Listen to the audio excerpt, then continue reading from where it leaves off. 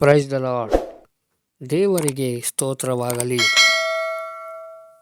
ಸರ್ವಲೋಕದ ಸೃಷ್ಟಿಕರ್ತನು, ಸಕಲ ಜೀವಿಗಳನ್ನು ಪೋಷಿಸುವ ಜೀವಾಧಾರಕನೂ ಆದ ಯೇಸು ಕ್ರಿಸ್ತನ ಸುಮಧುರವಾದ ನಾಮದಲ್ಲಿ ನಿಮ್ಮೆಲ್ಲರಿಗೂ ವಂದನೆಗಳು.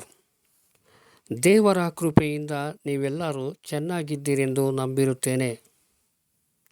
ನಿಮ್ಮ ಪ್ರಾರ್ಥನೆ ವಿಜ್ಞಾಪನೆಗಳಿಗೆ ಕೊಟ್ಟಿರುವ ಮೊಬೈಲ್ ಸಂಖ್ಯೆಗೆ ಕರೆ ಮಾಡಿ ನಿಮಗಾಗಿ ನಿಮ್ಮ ಕುಟುಂಬಕ್ಕಾಗಿ ಪ್ರಾರ್ಥಿಸಲಾಗುವುದು.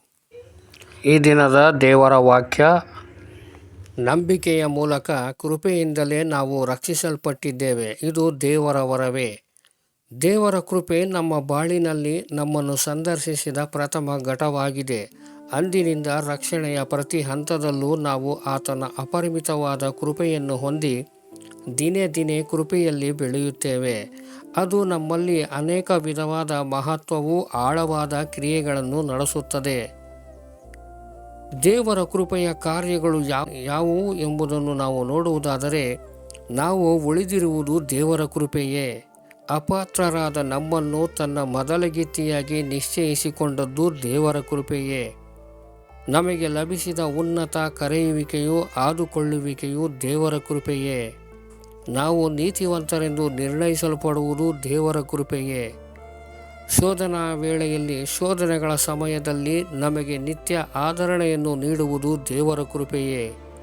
ನಮ್ಮ ಹೃದಯವನ್ನು ದೃಢಪಡಿಸುವುದು ದೇವರ ಕೃಪೆಯಾಗಿದೆ. ನಮ್ಮನ್ನು ಬೋಧಿಸಿ ನಡೆಸುವುದು ದೇವರ ಕೃಪೆಯಾಗಿದೆ. ನಮ್ಮ ಬಲಹೀನತೆಯಲ್ಲಿ ಬಲಪಡಿಸುವುದು ದೇವರ ಕೃಪೆಯೇ ಆಗಿದೆ.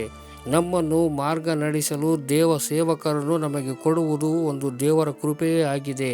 ನಮಗೆ ಸಮಯೋಚಿತವಾದ ಸಹಾಯವನ್ನು ನೀಡುವುದು ದೇವರ ಕೃಪೆಯಾಗಿದೆ.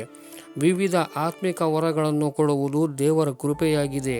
ಪಾಪವನ್ನು ಅಧೀನಪಡಿಸಿ ಜಯಜೀವಿತವನ್ನು ಮಾಡಲು ನಮ್ಮನ್ನು ಬಲಪಡಿಸುವುದು ಕೂಡ ದೇವರ ಕೃಪೆಯಾಗಿದೆ. ದೇವರ ಕೃಪೆಯಿಂದ ನಾವು ರಕ್ಷಿಸಲ್ಪಟ್ಟೆವು.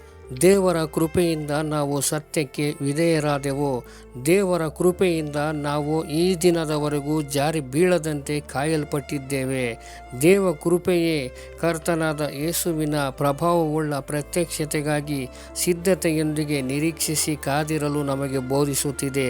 ಆತನ ಅಪಾರವಾದ ಕೃಪೆಯಿಂದ ನಾವು ರೂಪಾಂತರರಾಗಿ ಪ್ರಭಾವದ ದಿನದಲ್ಲಿ ಆತನೊಂದಿಗೆ ಮೇಘವಾಹನರಾಗಿ ಒಯ್ಯಲ್ಪಡುವೆವು. ಆದ್ದರಿಂದ ಕದಲಿಸಲಾರದ ರಾಜ್ಯವನ್ನು ಹೊಂದುವವರಾದ ನಾವು ಆತನ ಬರುವವರೆಗೂ ಕೃಪೆಯನ್ನು ಆಶ್ರಯಿಸಿಕೊಂಡು ಜೀವಿಸೋಣ.